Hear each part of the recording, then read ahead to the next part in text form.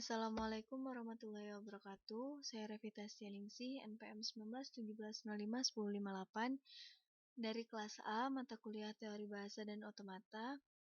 Di sini kita akan membahas tentang penyederhanaan CFG.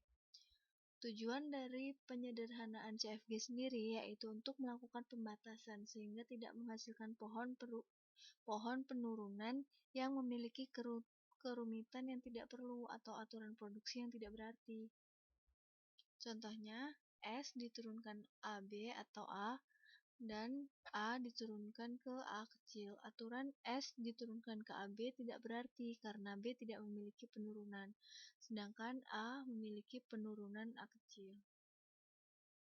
Contoh lagi, S diturunkan ke A diturunkan ke B diturunkan ke C diturunkan ke D diturunkan ke A kecil, A. Memiliki kelemahan yaitu terlalu panjang jalannya, padahal berujung pada S diturunkan ke A. Atau D diturunkan ke A, juga menyebabkan kerumitan. Suatu tata bahasa bebas konteks atau CFG dapat disederhanakan dengan melakukan 3 cara ini. Yang pertama ada penghilangan produksi useless, yang kedua ada penghilangan produksi unit, dan yang terakhir ada penghilangan produksi epsilon. Yang pertama ada penghilangan produksi useless, produksi yang memuat simbol variabel yang tidak memiliki penurunan yang akan menghasilkan terminal-terminal seluruhnya.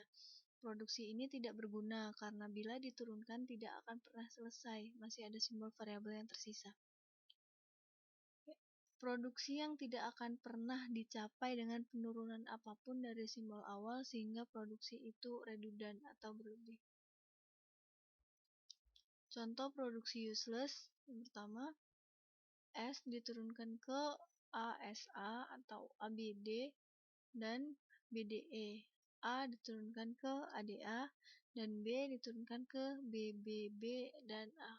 Simbol A tidak memiliki penurunan yang menunjukkan terminal sehingga bisa dihilangkan.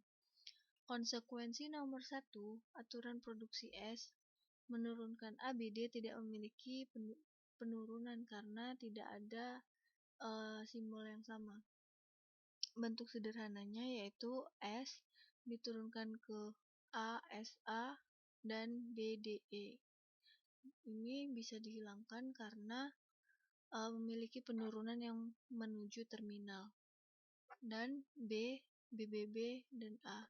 Prinsipnya setiap kali melakukan penyederhanaan kita periksa lagi aturan produksi yang tersisa. Apakah semua produksi yang useless sudah dihilangkan?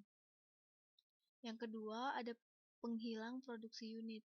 Produksi unit adalah produksi di mana ruas kiri dan kanan aturan produksi hanya berupa satu simbol variabel. Misal A diturunkan ke B atau C diturunkan ke D. Keberadaan produksi unit membuat tata bahasa memiliki kerumitan yang tidak perlu atau menambah panjang penurunan. Penyederhanaan ini dilakukan dengan melakukan penggantian aturan produksi.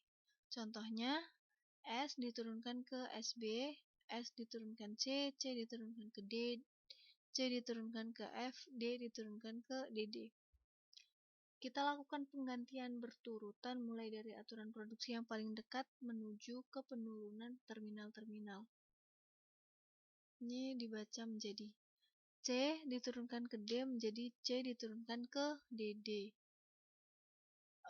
Jadi kita lakukan penggantian berturutan mulai dari aturan produksi yang paling dekat.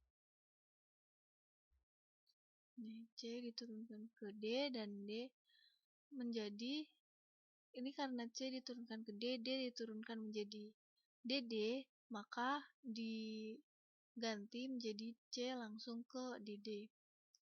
Dan S diturunkan ke C menjadi S diturunkan ke DD atau ke EF, sehingga disederhanakan menjadi S diturunkan menjadi SB, S diturunkan ke DD atau EF, karena tadi D ini diturunkan ke DD dan C ini menjadi EF, jadi kedua C ini tercakup ke DD dan EF. C diturunkan ke DD, C diturunkan ke F, dan D diturunkan ke DD. Yang terakhir ada penghilang produksi epsilon. Penghilang produksi epsilon dilakukan dengan melakukan penggantian produksi yang memuat variabel yang bisa menuju ke produksi epsilon. Prinsip penggantiannya bisa dilihat dari kasus berikut. S diturunkan ke BCAD, A diturunkan ke epsilon. Pada kasus di atas A nullable, serta A diturunkan ke epsilon satu-satunya produksi dari A, maka variabel A bisa ditiadakan. Hasil penyederhanaan tata bahasa bebas konteks atau CFG-nya menjadi S diturunkan ke BCD karena A dihilangkan. Tetapi bila kasusnya S diturunkan ke BCAD dan A diturunkan ke BD dan epsilon, pada kasus di atas A nullable tetapi A diturunkan ke E bukan satu-satunya produksi dari A, maka hasil penyederhanaannya yaitu S diturunkan ke BCAD dan BCD, A diturunkan ke BD. Contohnya, ini S diturunkan ke AB, A diturunkan ke ABB, ACA, dan epsilon, B diturunkan ke BA, BB, dan epsilon, C diturunkan ke epsilon. Variabel yang nullable A, B, dan C, A, B, dan C karena memiliki variabel yang diturunkan ke epsilon. Dari S, AB, maka S juga nullable karena termasuk variabel yang diturunkan itu memiliki penurunan yang nullable. Kita lakukan penggantian.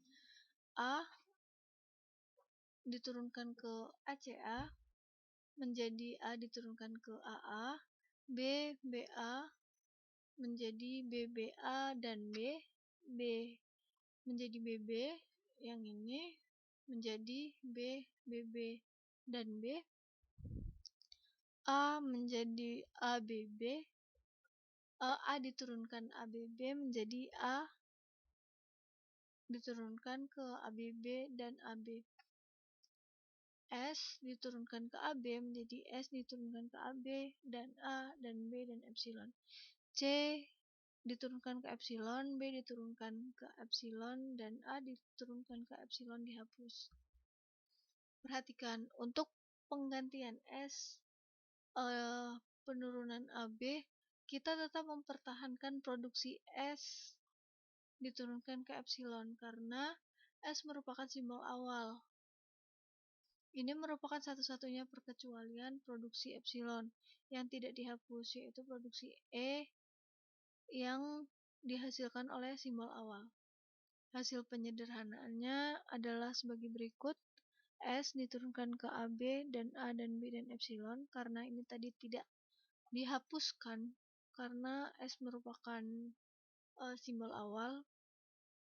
A diturunkan ke ABB dan AB dan AA, B diturunkan ke BA, B dan BB dan B. Sekian dan terima kasih. Saya mohon maaf apabila terdapat kesalahan dan kepada Allah saya mohon ampun.